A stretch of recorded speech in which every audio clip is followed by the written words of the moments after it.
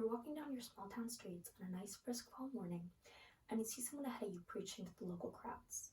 You hear stuff about spirituality and finding a new you, so you try to pick up speed in order to avoid contact with the crazy preacher. As you get closer, trying harder and harder to avoid them, it's like they know what you're doing, and they call out to you, "Hey, stranger, have you ever wanted to get in touch with your spiritual side?" You think to yourself, "No, of course not. I don't want to be a witch or something like that." So you say, "No, thank you," and try to be on with your way. But they stop you once more. "It's not witchcraft or anything like that," they say, as if they read your mind or something. "I just opened up a new yoga studio in town. Have you ever heard of yoga?" Now, realistically, that's not much of a common experience.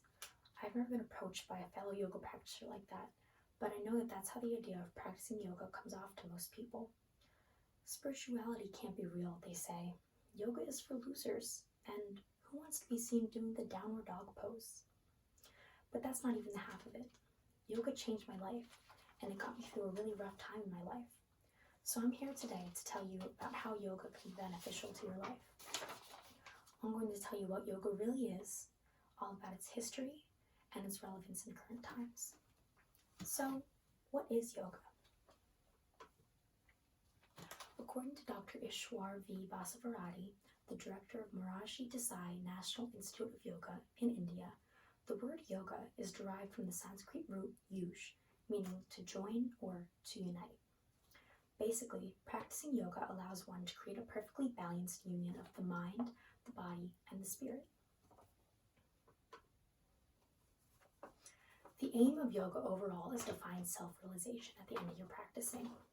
You find out who you really are by overcoming your sufferings and your problems and releasing them from your mind and your spirit. You also find a new state of freedom in life, in health, and in mind together. You also master your own destiny at the end of yoga practicing, which is finding out your overall goals in life and where you're meant to be, spiritually and physically. And you also will be brought to the ultimate reality at the end of practicing yoga spiritually. At the Prana Institute and Wellness Center, Dr. Sid Jordan believes that yoga helps access areas of the brain associated with focused attention, emotional calm, compassion, and overall stress reduction. As you can see here are some yoga poses that can be used to reduce stress and help you with other mental struggles. Although most people think of yoga just as the poses and the physicalities behind it, it's much more than that. They are really important to the practice, but it's not just about switching from one pose to another pose. Each pose means something different, and perfecting a certain pose allows you to unlock something specific inside of you. But each pose releases different muscle tensions, and the end of a yoga practice will allow you to have access to all parts of the body during the practice. But for those of you that need more than that to believe in yoga, we are now going to look at its history and its origins. The earliest writings of yoga practices date back to over 5,000 years ago and were found in northern India. But many researchers believe that it's been around much longer, possibly 10,000 years ago. Dr. Ishwar B. Basavarati said that a number of seals and fossil remains of Indus-Savarsi Valley civilization with yogic motives and figures performing yoga indicate the presence of yoga in India, which is when they first found that yoga was around. The seals had yogic poses and scriptures on them and were believed to be what had truly started the practice in India.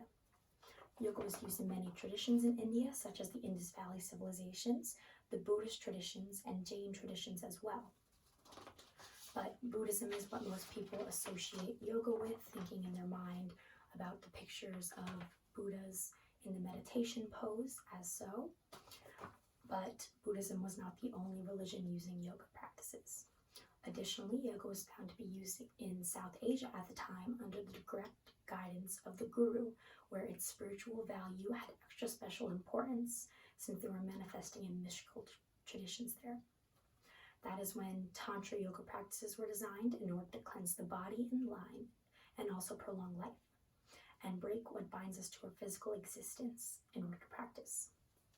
That led to the creation of what we now know as yoga, as the Hatha yoga, which leads us to talk about modern yoga. In the late 1800s and early 1900s, yoga masters began traveling to the West to attract more followers. Swami Vivekananda was the first to wow those at the Parliament of Religions in Chicago in 1893 on yoga, which led to the promotion of Hatha Yoga in the West. The Swami then founded the Divine Life Society and went on to publish over 200 books about the practices of Hatha Yoga in the West, which made him one of the most renowned yoga masters in the West. And he explained that yoga had 3 elements. First up were the poses, or the asanas. Next up was the controlled breathing that you would learn to do with each specific asana.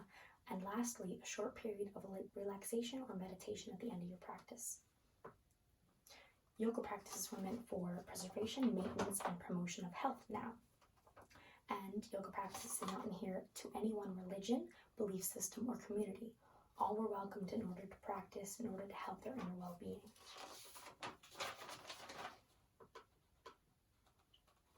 Those at the Harvard Medical School believe that for many patients dealing with depression, anxiety, or stress, yoga may be a very appealing way to better manage symptoms, and that the scientific study of yoga demonstrates that mental and physical health are not just closely allied, but are essentially equivalent. To wrap it up, yoga is more than just a word.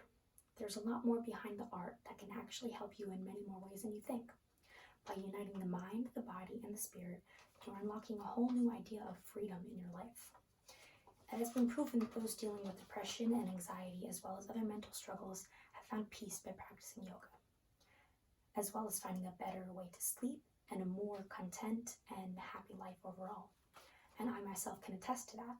Last year was rough enough for me, with a global pandemic emerging on top of my own depression, in addition to the stresses of being a full-time college student, as well as trying to find full-time work. But when I started yoga and let myself give into the practice, I found myself. I opened up my mind to new possibilities and opened up my body as well. And spiritually, I became one with the universe in a non-cheesy way.